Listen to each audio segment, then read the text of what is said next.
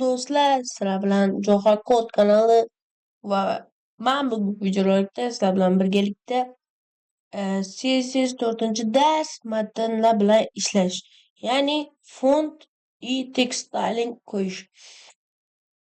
Bu darsda CSS yordamida matnni qanday stilizatsiya qilishni o'rganamiz. Matn, shrifti, rangi, o'lchami va boshqa jihatlarni o'zgartirib chiqamiz. Xo'p, bizga bitta H1 va 4ta P kerak bo'ladi. Bitta H1 bunga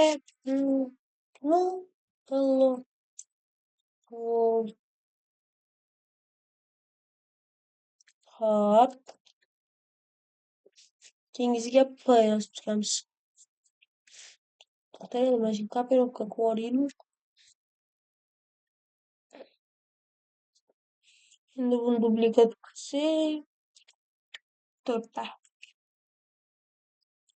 Hop, endi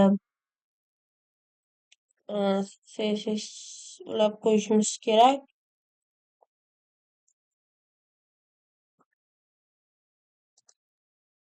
CSS link style CSS.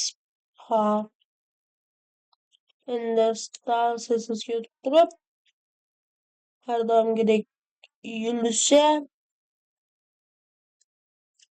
voy nima bo'lib ketdi?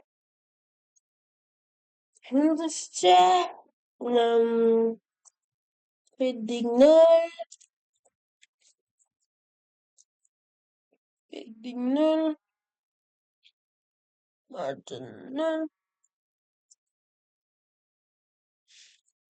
box sizing, border box. Hop, endi birinchi navbatda body yozamiz. Body.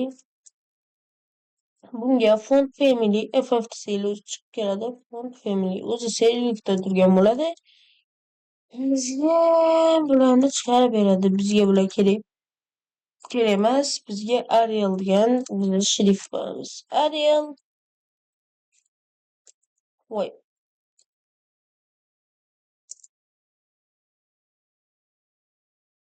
Bunisi kerak emas.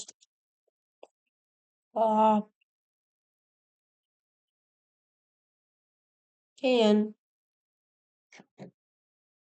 biza hammasiga CSS ulab chiqishimiz kerak bularga.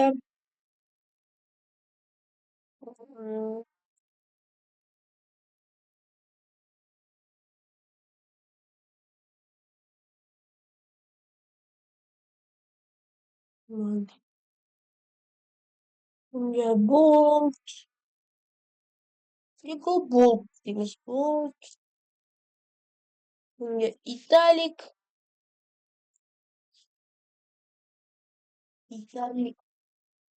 Endi perfect bo'lsin. Hammasiga underline.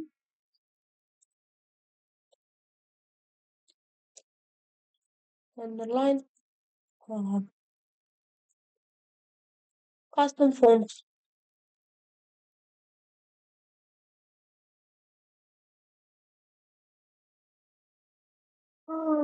Endi buni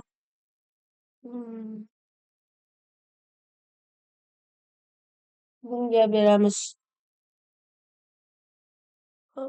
Bunga nima yozamiz? Bizga font weight, font mana font family, font size, font weight, font style, font display, font variant ko'p bitta. Biz faqat mana shu 4-5tasini ko'rib o'tib ketamiz bugungi darsda. Font weightga bold yozamiz, chunki buni qa'zini bold berganmiz. Keyin oxirida hammasini ko'rib xulosa chiqaramiz. Hozir faqat tushuntirib o'tib ketaman. Italic. Font size beramiz. Font size bu font style beramiz.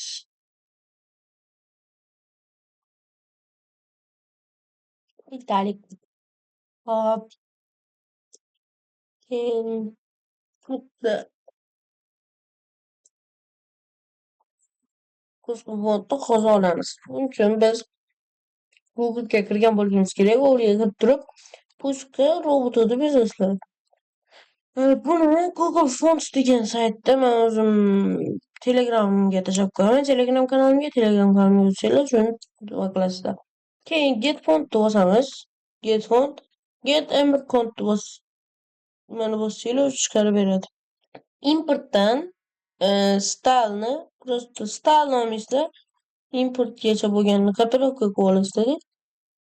Copy kodni bossanglar o'zi chiqarib beradi. Keyin bu kod CSS'ga shunday darajada bu style'larni o'chirmaslik kerak edi. O'chirish kerak edi bu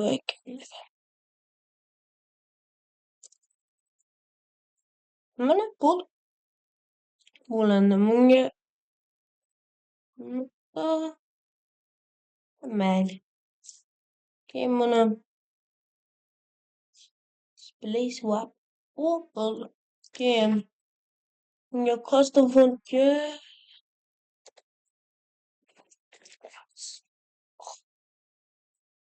hozir 1 minut custom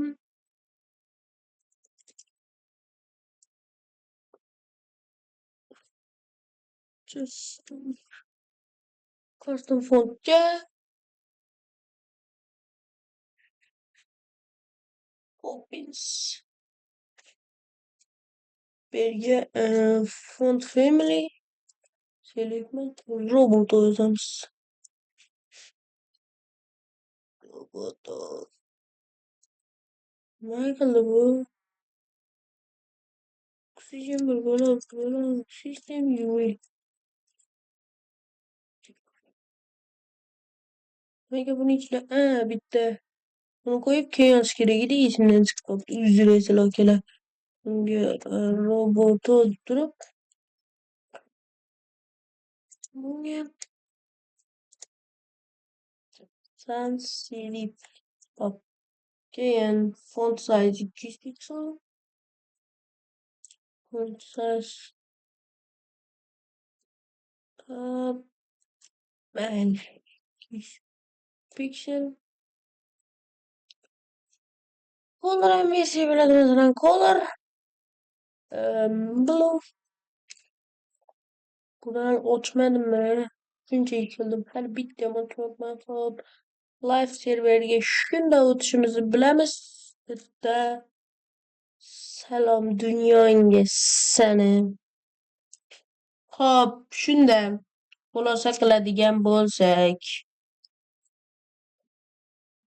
bu bolt body.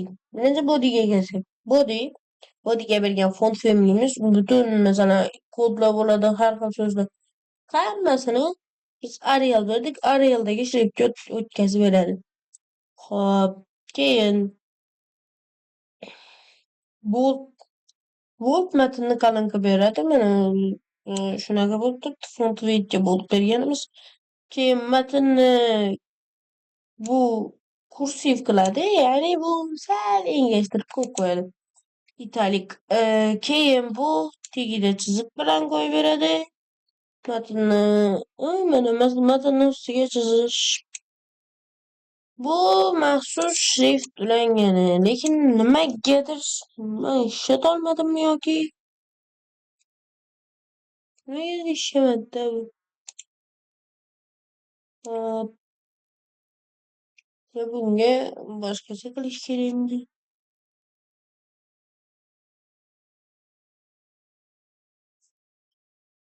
Hop.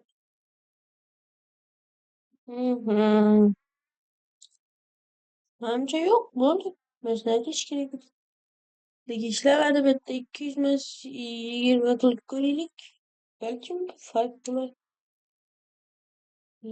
Nimadan ochdi u? Chiqib ketdimmi? Yo'q, endi next kerak. Buni ko'ramiz. Yo'q. O'zgartira olmadimmi? Menimcha albatta xatoliklar uchun ming bor uzr so'rayman. Hop.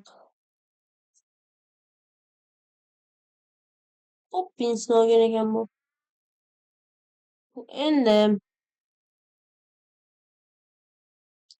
matn bilan ishlash uchun yana boshqa syujetlarni bilish kerak. Ya'ni text Elegant Center, text shadow bor, letter spray, word spin degan hozir tushunchalarni ko'rib chiqamiz. Xo'p, to'sh masalada bularni mashqgacha o'chirsak, yo'q, ichidagilarni o'chirib chiqamiz. Chunki bizga nimasi kerak edi?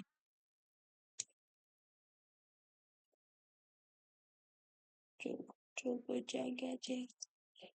Hop.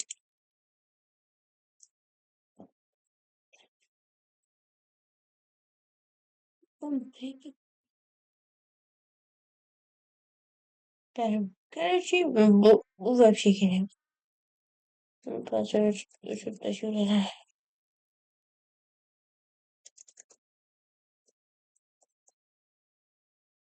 Allah'ım bir çare.